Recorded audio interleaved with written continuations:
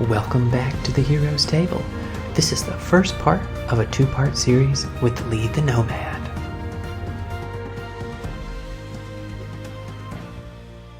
Lee, thank you for coming to the Hero's Table. I really appreciate you taking your time to come down here and chat with us today. Thank you. Yeah. Happy to be here. Glad to hear that. Would you mind just giving us a quick 1-minute intro about yourself? Maybe what you're doing or what you've done, that sort of thing, so that we can just give our viewers a little more value. I would say I'm a human. I've lived many different lives.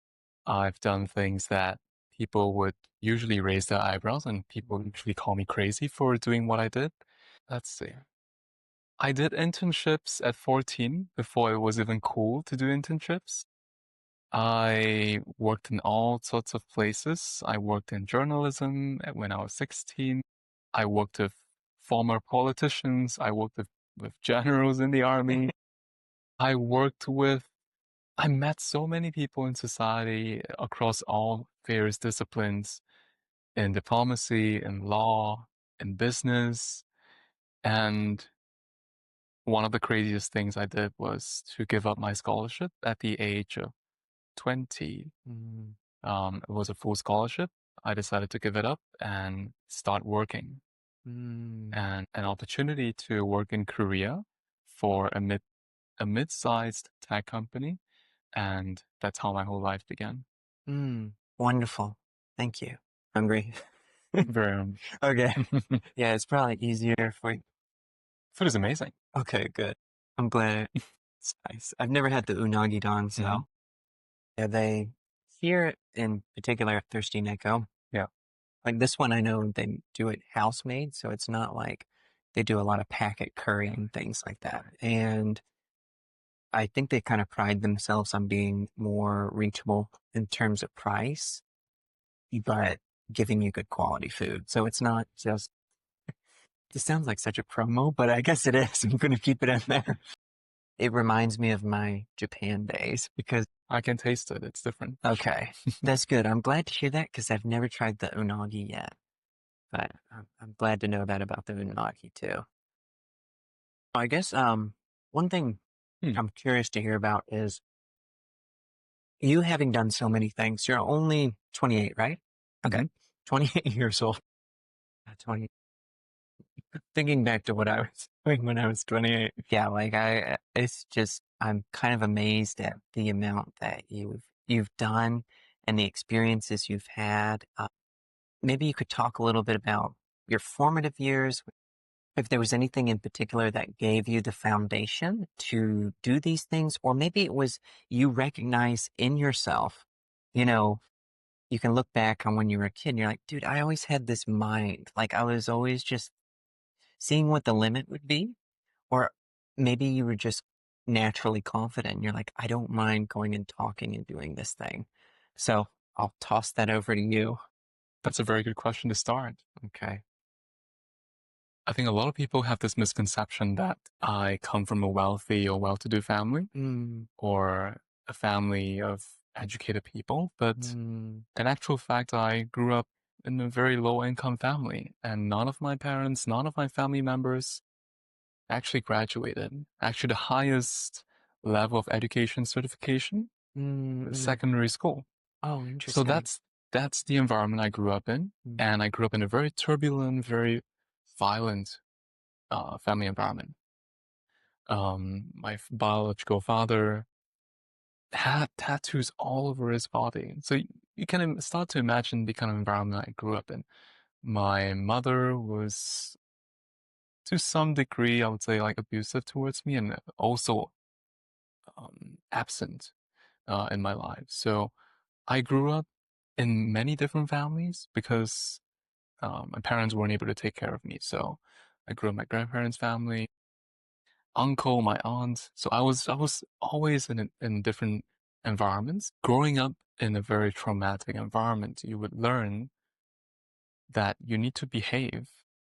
If you do not behave, if you do not be a good boy, pain's coming for you, the screaming is coming for you, all the punishments are coming for you, you don't have time to play. So I had to I would say I didn't really have a proper childhood growing up. I had to grow up really quickly. I Okay. had to learn how to behave well. Um, so my formative years were not really that formative. I understand. It was pretty turbulent. And so I didn't really do well in primary school. Mm, I was failing throughout. The fact that I could even score a pass, an E or a D, mm, was already considered an A for me. I see. So I just did well enough in primary school to get into the express stream in secondary school. Okay. And that's when my life turned around because I realized just by myself that if I continue doing what I'm doing, not studying, not um, not doing things differently from others, I'm just gonna end up like my parents. It's gonna Mm, be an intergenerational cycle of poverty, intergenerational cycle of trauma. mm, mm, So I grew up. So my turning point came when I was 14 years old. That was when I was given the opportunity to intern at a law firm. Back then, I didn't know that the top criminal lawyer in Singapore was working there. mm, It was only when I was there that I realized that I wasn't put into his team. I was mm, put into corporate law, not criminal litigation. And I did some research. I found out that it's actually an amazing guy and very inspiring and brilliant person. And so one of the crazy things I did was to ask HR, human resource team, to swap me over to this team. mm. And that's when and they gave me they gave me the green light. So I ended up working for it. And that's when I realized if you dare to ask for something, there's a very high chance that the universe will grant you what you want. If you really want something, the whole universe is going to conspire to help you achieve what you want to achieve. So that's when I started breaking out of this box and started to ask for things or seek for things or seek for mentorship. Working with this criminal lawyer was life changing because at the age of 14, I was brought to the court. I saw how he defended criminals. I saw how he listened to people. Um, no matter what crimes they did, he was always humble and was always filled with so much humility and humanity within him to listen to them.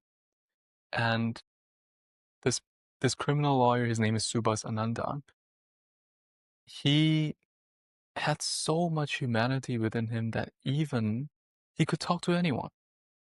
And so I was just shadowing him beside him. I was just wondering, what is the secret? This is 14. 14. I was How 14. how long did you stay in that internship? It was only a 2 week internship, 2 weeks. but for just 2 weeks, it changed my entire life.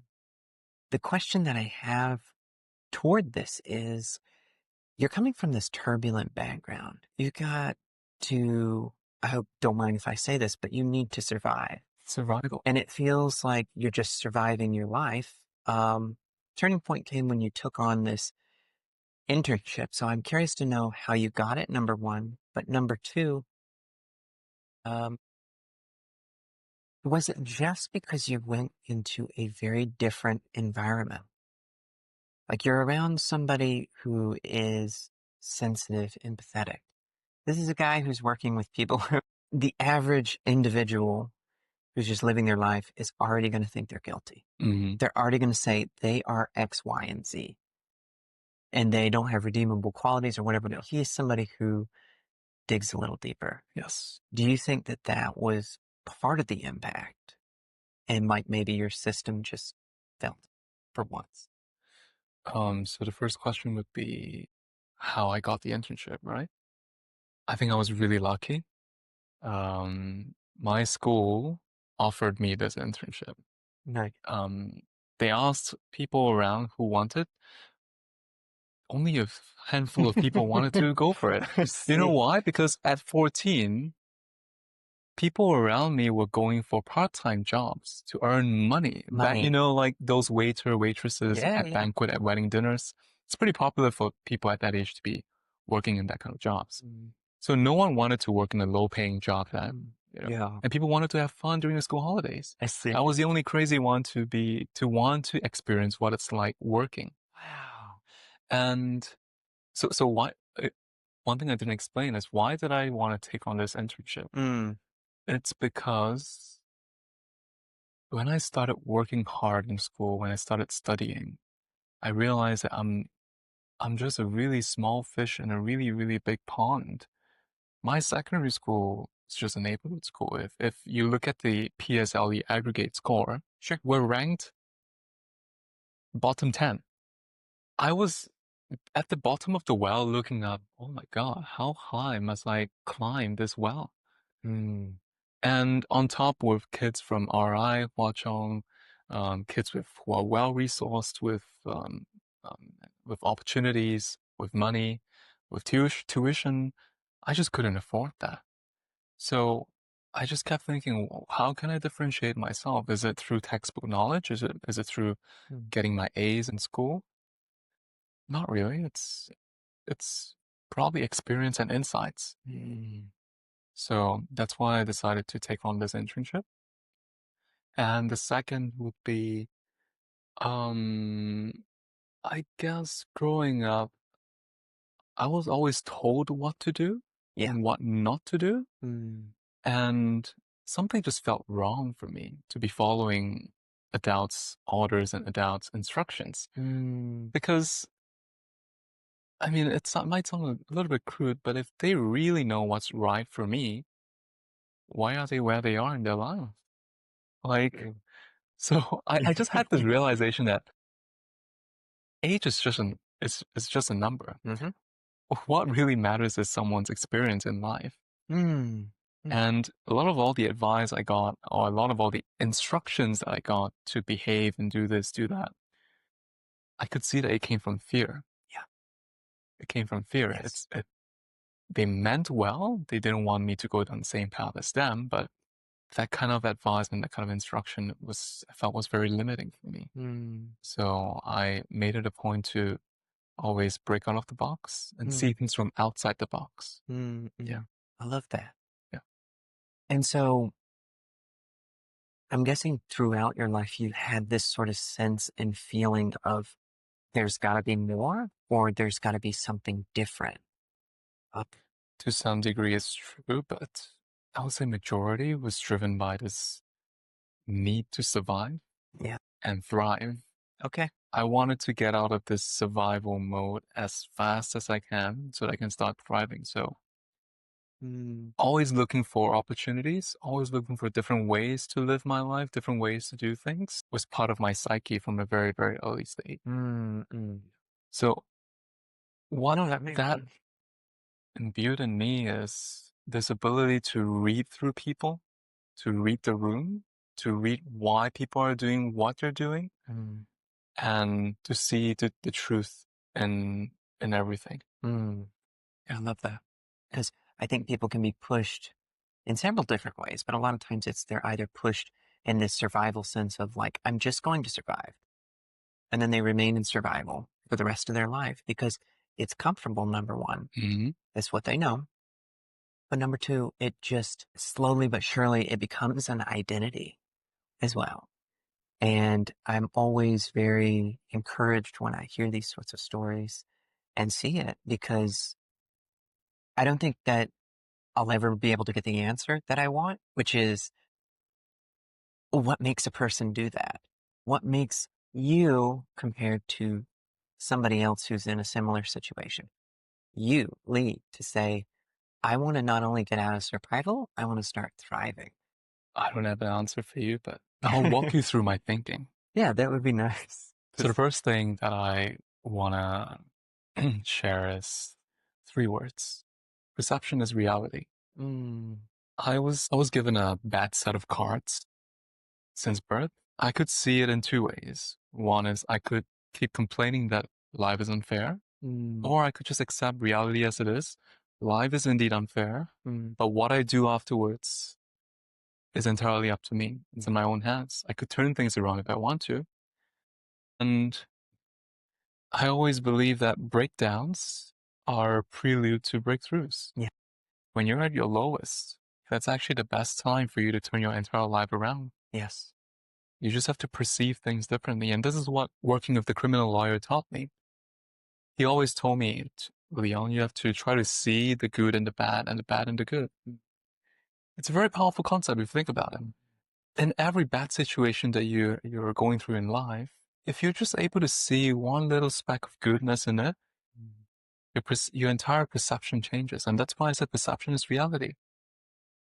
I have this ability to see what's good in every bad situation and reprogram my mind, my thoughts, my feelings to think that it happened for a reason, it happened for a good reason. And when I start to think that way, I start, instead of complaining, I start drawing lessons from it. Yeah. So that's my answer to you. Yeah, I love that. And second would be, it's true that a lot of people are stuck in the survival mentality and in the bitterness of how they grew up. I grew up in that environment too. And from a very young age, I wasn't a happy kid. I was happy till the moment my parents divorced.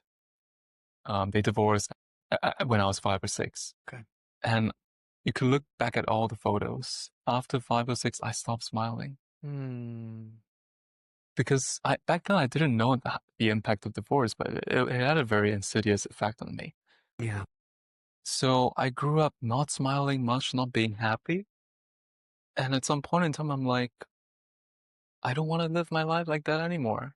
I want to be happy. I want to smile. I want to receive love. I want to embody love. I don't want to be bitter anymore. Yeah. Because if I'm bitter, like I'm just going to end up the same as everyone around me. Correct. Right? Yeah. The trauma is going to continue. The poverty is going to continue. And so I just felt it was on me all alone.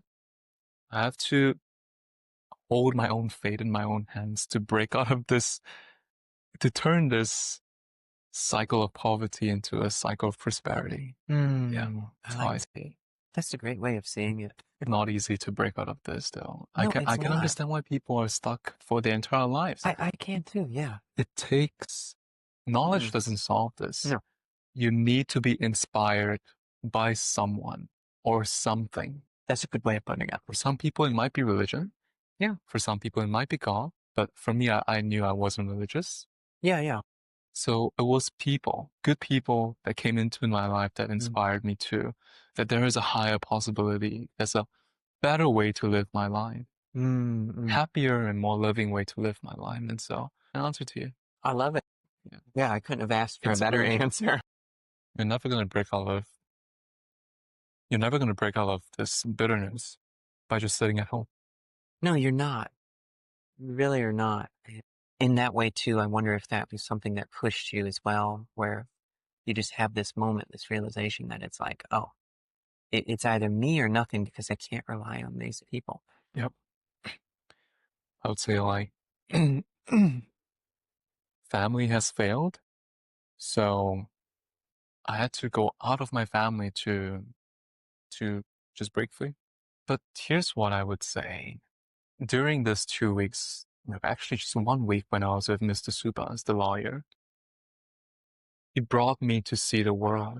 That's so many people in just 1 week. People from wealthy families. I met criminals. People from happy, loving families. We met for dinner. I was there working beside him. And these families wanted to adopt me as their son. And so I received the love that I didn't receive through people outside of home. And I learned very early on that it's not about how much knowledge you have. Yeah. It's really how much humanity and how much humility you have to listen to someone, to be a delight to someone, to be a refreshing experience for someone. Yeah. A lot of people in society have lost the ability to listen. Yeah. Without judgment and listen without agenda. Correct. That's what this lawyer imparted to me. I still carry it with me to today. Why would these people who come from a wealthy and successful background bother to talk to a 14-year-old kid? It's because I listened to them. And I brought so much positivity and happiness to their lives. Not by doing anything, just by listening. That's all. The one thing you said where it was like you received love, these people that wanted to like talk to you and all of that. And I think So that many. love is kind of like that sunlight that helps you really. Yeah. Blossom. Awesome. Yeah. It just reminds me a lot of my own things that I've gone through. So it's great to see this and talk and hear these things because it's You know what, John? yeah, go ahead. No one ever turns nomadic for no reason. Yeah, exactly. We don't. I'm a nomad. Yeah. You're a nomad. Your wife's a nomad. So we all understand. Yeah. The reason why people leave their home is not because it's too comfortable. Usually it's because home doesn't feel like home. Yeah. And we want to know what's out there in the world. We want to heal ourselves from any trauma that we inherited from our parents. We don't blame them, but we just have to get ourselves out of that circumstance. It's true. Yeah. I grew up in the dark, and I also grew up in the light. So I know how both worlds look like. And so I've always had this appreciation to tread in the middle, because the truth lies somewhere in the middle. The truth doesn't lie in absolute light. The truth doesn't lie in absolute darkness. Guess that's how I got myself out of it. Okay, so, but the other thing I can add on to is when you grow up with nothing, everything becomes available for you to reach. That's very true. So I grew up with pain and suffering and a lot of trauma and abuse. What's the opposite of that? Once I break free from this, it's abundance of love. It's abundance of opportunities. I just have to rewire my brain. Yeah, no, it's very true. Yeah. I would say having a mix of comfort and discomfort is essential in life. Being too comfortable with anything limits your growth because you can just stay stationary, right? But having a little bit of discomfort that pokes you every once in a while, you don't end up being stationary. You start walking. You start moving. And I just feel like in life, what matters is you just keep walking. You can stay stationary, but not for too long. You can fall down. Yeah. So you gotta pick yourself up and stand up and just keep walking. The moment you walk, that's when opportunities and people will come to you. Yeah. That's the type of person that I feel would be successful because you can adapt anywhere and in any sort of way. And in particular for you, you even went to another country, Korea. But before that, Okay. there's a lot of backstory. I started my story at 14 years old, right? So apparently this criminal lawyer was related to someone else that I ended up working for. I'm not going to reveal his name. He was a former politician, also a very high ranking military officer, and also someone who used to work in the media at a very high level in the country's national broadcasting. And he started out his own consulting company. Basically, it's a strategy consulting firm that provides consulting advice to people in power, policymakers, CEOs, basically anyone in senior leadership. But he doesn't operate like the likes of Bain and McKinsey, Boston Consulting Group, all these established consulting. He is very discreet in what he does. Everything that he does is in private, behind closed doors. Okay. So it's a very tailored one-on-one coaching for people in power. So I ended up working for him. But how? Yeah, how? I wrote a cold email to him. A long cold email to him telling him that I admire him so much because of the way he speaks, I mean, a lot of the way I speak is also inspired by him. The way he speaks, the way he carries himself with so much authority, and how he is so brilliant yet so humble. So I really looked up to him. How come someone can can walk so many paths in life, Yeah. in politics, in military, in business, in this and that? It's if you look at his CV, it's too long, like Mm-hmm. 4 pages of Okay. what he has done.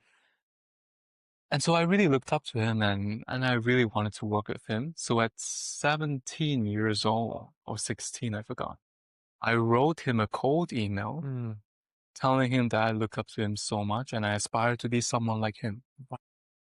And it would be great if I could have a chance to have a coffee chat with him.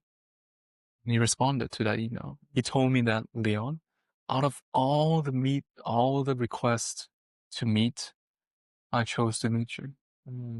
Because there was something in the way you wrote your email that moved me. So within just 30 minutes of talking to him, he offered me an internship. I didn't even have to apply for it. Wow. It was given to me. And I felt so much gratefulness in me that during the internship, I went beyond what I was supposed to do. When I was tasked to do A, I finished A, I asked for B and C. I always kept asking for more. I kept asking, can I follow you to this meeting? Can I follow you there? I really want to learn. So being exposed to people in power, because this is a consulting firm, I saw how business leaders operate and policymakers operate. I was absorbing everything like a wallflower and note taker as well. If I want to be someone like that, I need to do this, I want to do that. This way of thinking is wrong, this way of thinking is right.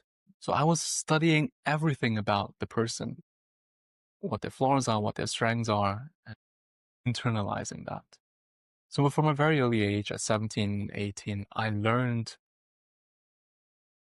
what strategy is all about. I learned how to read people's body language. I learned how to read between the lines, how to analyze words, how to write well, how to speak well. And it's all thanks to him. Mentorship. Okay. After his internship, I ended up at the Ministry of Foreign Affairs. Another internship. I did the same thing again. I broke protocol. I broke people's expectations of what an intern is supposed to do. I kept asking the ambassador and the director generals of the Ministry of Foreign Affairs if I could join them for meetings with other diplomats. So I was the only one out of all the interns that was brought to dinner meetings, that was brought to closed door meetings. Wow. But I had to deliver, right? So I always told myself, no matter how hard it is, no matter how taxing or how much time it's going to take me to do it, I'm going to do it. Because the experience of meeting people like that and learning is invaluable. No one at the age of 18 would have seen what I've seen behind closed doors. Very, very rare. So I've learned how power works. I've learned how just basically any system works from a very early age. Then I went to the army.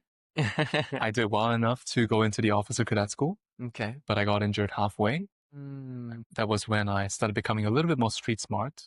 I was put into the HQ of SAFTI, the officer school for junior and senior military officers, and I became the personal assistant to the commander. But I didn't just limit myself to that commander.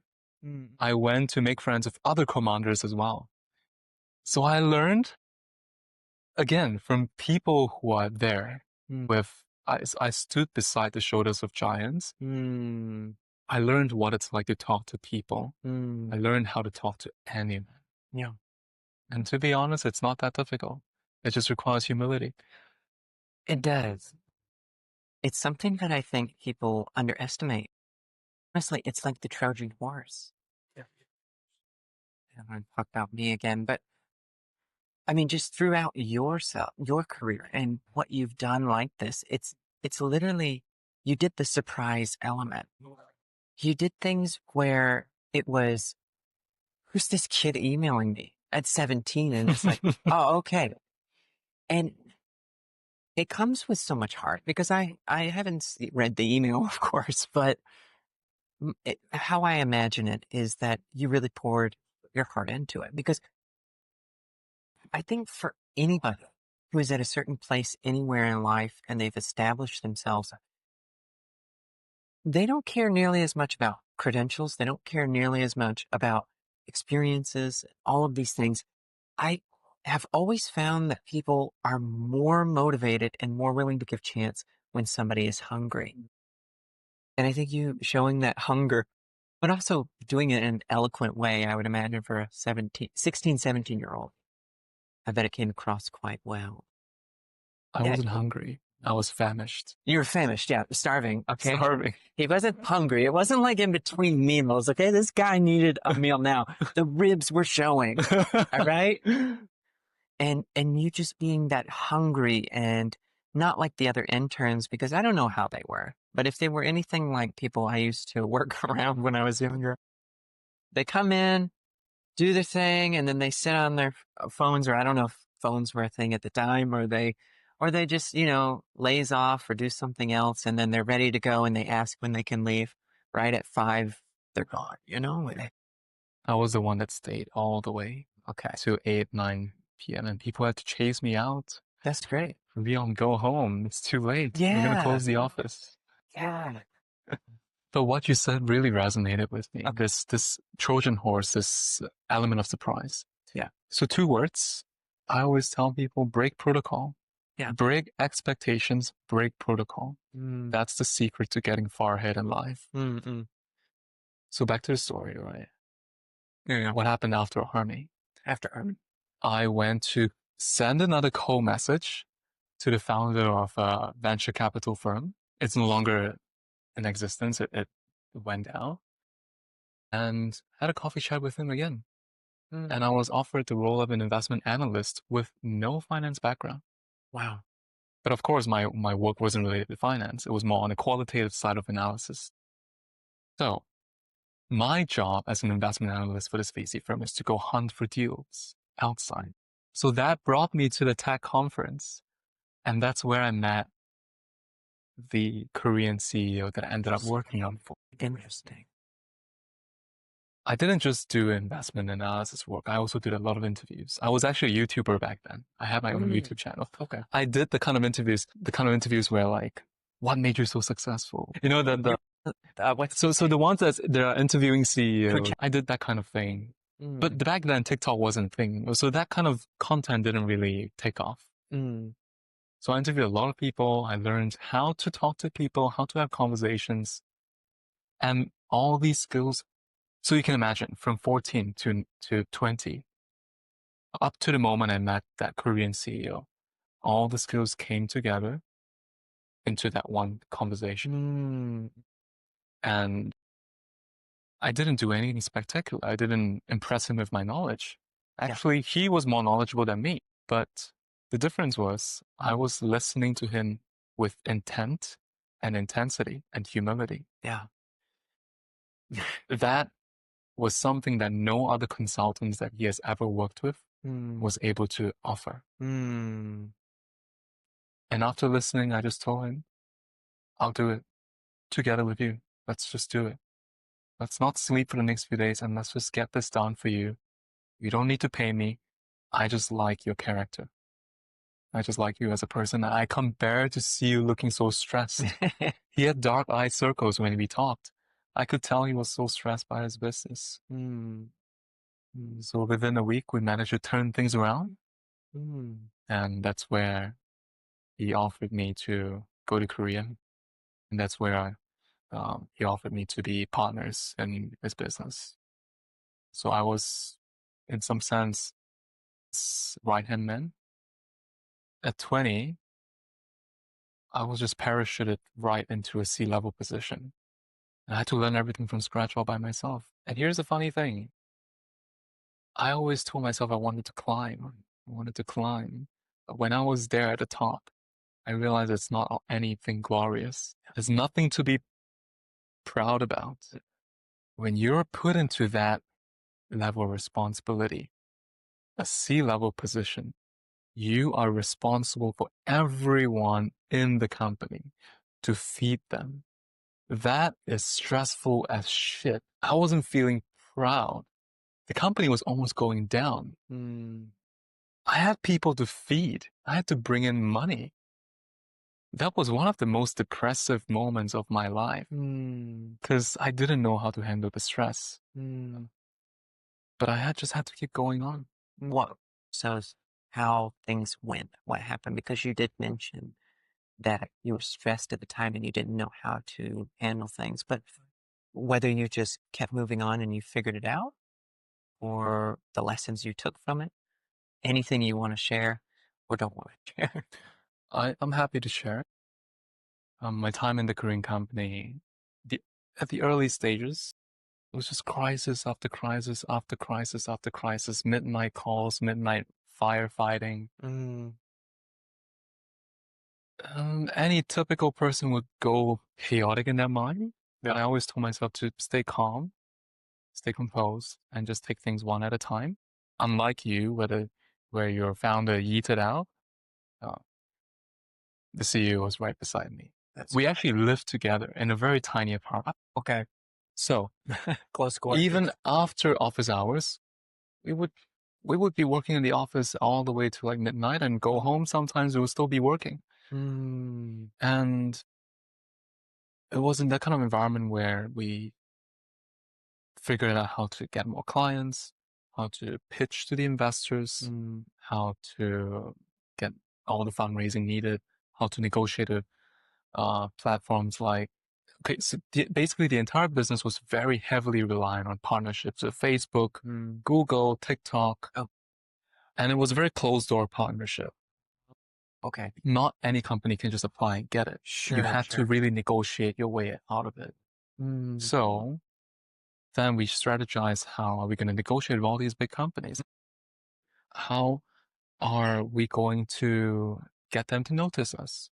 Yeah. So at 21 years old, I flew to San Francisco, flew to Google's office, Facebook's office, TikTok's office. I think TikTok was on. I don't know. Then yeah, it was later. It gave me so much insights on how all these big companies are run. And so I didn't feel like, although it's stressful as shit, Yeah. but it was exciting. Yeah. Because I wasn't alone, unlike you. Yeah. I had someone beside me, someone who I could rely on, and he could rely on me as well. We sort of like were yin and yang, complementing each other. That's good. Like tag team. That's good. So I didn't feel demotivated. Eventually, within a year and a half, we managed to turn the entire business around. Money started coming in, things started becoming more sustainable. But why did I eventually leave, right? Like I just quit the company about 2 months ago. Oh, okay. They were paying me really well, but I quit. I mean, that's not a TikTok video, but I'll just share it here first. Sure. Why would someone who's earning 6 figures quit his job and do something different? Yeah. As you said, I grew up in that cage, that corporate cage. Although I did have a high degree of flexibility to sometimes fly out of the cage and come back to the cage. Yeah. I was doing that cage. Same as what you said. There must be a different way to live my life. Do I see myself working 9 to 5 in the office every day to my retirement day? No. So it's just like how I gave up my scholarship and my degree.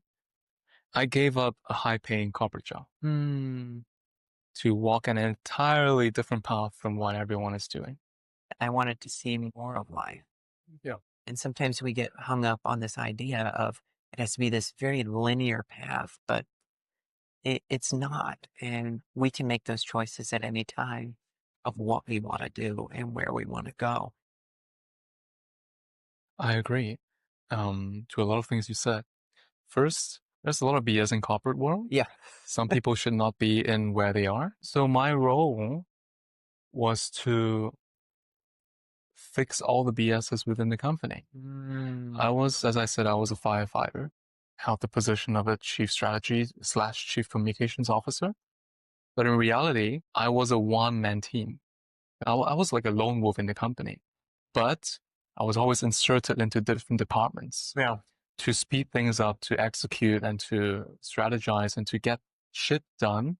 So I always have this mantra: do it well, do it fast, and do it better. Yeah. So a lot of shit fixing, a lot of filling up the white spaces within the company. That was basically my role. I worked up and down, left and right, the entire organization. So was it inefficient? To some degree, yes. But I was the one to accelerate everything to reduce all these inefficiencies. That's good. Yeah. I mean, I had the benefit of being youthful, right? And being young. Yeah. Yeah. I mean, people would say that in Korea, you have to be hierarchical and you have to be deferential to seniors. But I guess being that humble, people just come to me, regardless of their age and regardless of their position. Okay. Because they knew that I had something to offer them. That I could help them with something. And what else are they going to do? Right? It's a CEO's directive. If they don't do it well, it's on them. It's actually not on me. The mandate that the CEO gave me is just to get shit done, whatever it takes. Yeah. And so it's on them to work with me to get shit done. So that, we protect their position or, whatever they're doing. Yeah, absolutely. So I sort of found a very good sweet spot, a very good balance, to work with practically anyone in the company. That's great. Yeah. Yeah. But it's also being the nomad too, because you're nomad in the company. I would say so. Now that you say it, my whole life I've just been a nomad since birth. It's just a trait sometimes. You can go to any group in the school and talk to them and make friends. You can go to the company and work with any department and find a way to connect. And that's that, again, Trojan horse. And that's that thing that a lot of people, they overlook it. They really do, because you come in and it's just you. It's one person. Yeah. But they don't realize the power you have with communication and connection. I like that. That's one thing you said, communication and connection. So there's one thing, 3 words again. Always come back, 3 words, 2 words. People underestimate the power of connection and communication.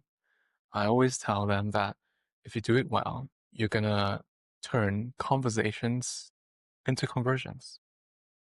People are gonna stand on your side. True. Very true. When you win their hearts and when you win their minds. True. How do you do that again? Listen. With humility. That's one thing I wish everyone takes on today. Listening without agenda and listening with humility and humanity is one of the toughest things to do, because it requires you to suspend your ego, suspend your status, suspend your age, suspend your preconceived notions of everything, and go in like water. So, in doing all of these things and just being, at a young age, like this C class, and having so much responsibility on your shoulder, did you ever have to grapple with imposter syndrome? Was it ever something that crept up on you? And does it still now even come into your life, like, oh, they're going to find out who you really are, or something like that? The truth is, all the time, every single second, I grapple with this imposter syndrome on one side of my head and one side of my heart. Just one side? Just one side. Okay. Why? Because I always have this belief that fear is an underrated emotion. What is at the opposite of fear? If you're able to overcome that fear and just YOLO, screw it, I'm gonna do it, what comes next? It's infinite possibilities. I see what you're saying. Yeah. If you're just able to take one step beyond that fear, beyond that imposter syndrome, the whole universe bends to you. Opportunities will come. People will recognize that confidence.